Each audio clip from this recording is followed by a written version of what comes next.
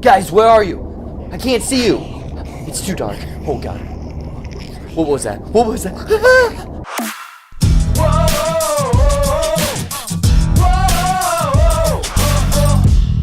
What's going on, movie fans? Welcome back to the channel. Jared here, and we're continuing with the January movie slate.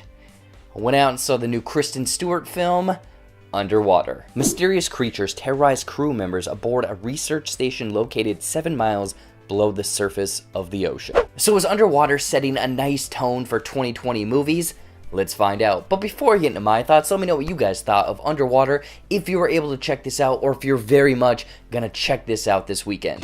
Now let's get into some of the good. Getting right into Underwater, my understanding, first kind of a disclaimer, I guess this movie had been shelved for a while between that weird, Fox-Disney merger. Finally, they released this film, they threw it into January, and I think that the kind of overall story in this film had a lot of interesting aspects to it. There's a lot of intrigue, there's a lot of mystery. Why are they drilling? Why are they under the water? What is the agenda? And they also have some kind of cool gear. The suits that they use underwater kind of reminded me of the power suits or the power armor from Fallout. And then also the weapons almost look like a souped up kind of nail gun that was used for underwater, and a few other kind of, I guess, cool aspects to this film. So the idea, I would say, almost borderline a little bit like Underwater Alien. Don't quote me on that, but it kind of had some cool aspects, going for this film. Like this dark, mysterious, space. Underwater is just as terrifying because you don't know what's out there. However, reeling this back in, the story felt like it was a half-baked idea.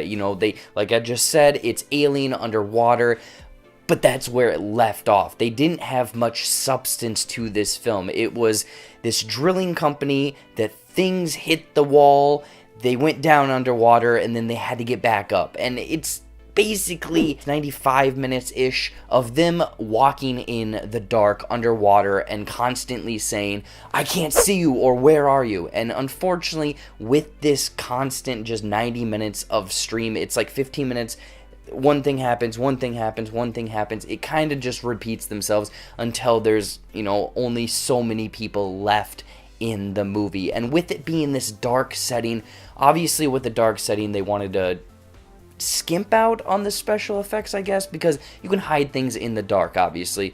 And honestly, a lot of this movie you can't even see because with the underwater effects and the lighting and, trying to hide certain aspects, like hiding the monsters, for example, hiding certain characters, the unknown. They wanted to set that unknown, like what's out there, just beyond my light. And unfortunately, you can't see half the goddamn movie. And I'm sure that they were trying to hide certain aspects of the visual effects, like I said, in this film. But man, the visual effects, when you can see these characters moving on the ocean floor, obviously they didn't go down to the ocean. They didn't call up James Cameron to go down to the ocean and do some exploring. These characters, when they're running, it looks like a video game. I'm sorry, but the visual effects are pretty bad in this movie.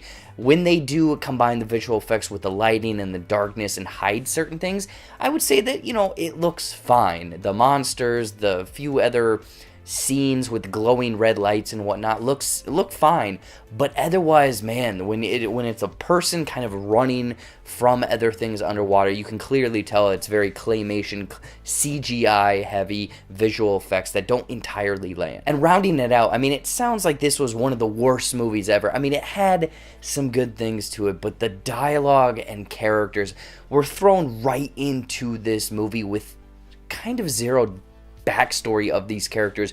They throw in a few story beats here or there where, there's backstory with that character, emotional relationship with these two characters, so you kind of get that, but there's not enough time to set in scenes and really get into these characters' lives and their relationships, I guess. So the characters completely fall flat, but the dialogue between the characters and the dialogue just to a character themselves when they're underwater and kind of playing through things in their mind is very just bland and not landing. Like I said, it's a lot of characters saying, I can't see you, where are you, what's going on? When they do try to dive into, again, those emotional dialogue beats, it does not land at all. It's just like they're at the bottom of the ocean 7 miles down and someone's talking about their corgi.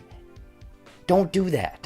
Overall, Underwater is, again, just a January movie landing in that toilet bowl. With it featuring this cool, intriguing idea, however, with them not being able to benefit from that idea. Dark visual effects that you cannot see anything that's going on, and characters and dialogue that completely fall flat. I would skip out on Underwater. I mean, if you enjoy people walking around on the ocean floor in pitch black for about 90 minutes, constantly asking, "Where are you?" go for it. Otherwise, save some money and just take a shower in the dark. In closing, I'm going to give Underwater 1 out of 5 Squidmans. So what did you guys think of Underwater? If you were able to check it out, let me know in the comments down below. I'm very curious on this one. Anyways, though, as always, thank you so much for watching. Watch some more videos up there, movie reviews, trailer actions, fun comedy skits. In the next coming days, we have a Just Mercy review. I'm finally going to see 1917. I have high hopes and I'm very excited for that film. And then a few other fun things thrown in there as well. Follow all of my social media, click that subscribe button, watch another video over there. Until next time, I'll see you later.